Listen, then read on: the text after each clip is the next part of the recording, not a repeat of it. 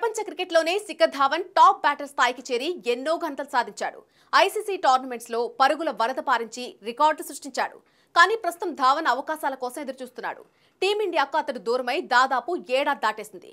దీంతో అతడి బ్యాటింగ్ మెరుపులను తన అభిమానులు ఐపీఎల్లోనే చూడగలుగుతున్నారు.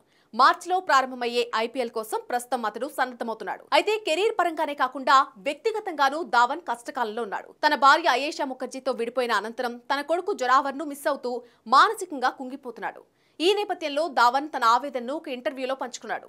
దేవుడు కరుణిస్తే తన కొడుకు జొరావర్తో కలిసి ఉండాలని ఉందంటూ పేర్కొన్నాడు. నా కొడుకును చూడడం కోసం ఆస్ట్రేలియా వెళ్లాను. కానీ కొన్ని గంటలు మాత్రమే అతడితో ఉండే అవకాశం దక్కింది. జొరావర్తో కాసేపు సరదాగా సమయం గడపాలని, లాలించాలని, గుండెకు హత్తుకోవాలని నాకుంటుంది. నాన్నగా నా ప్రేమను పంచాలనిపిస్తుంది. కానీ గత కొన్ని నెలలుగా అతడితో మాట్లాడే అవకాశం ఒక్కసారి కూడా రాలేదు.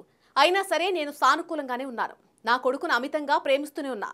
ప్రతిరోజు అతనికి మెసేజ్లు పంపిస్తూనే ఉన్నా.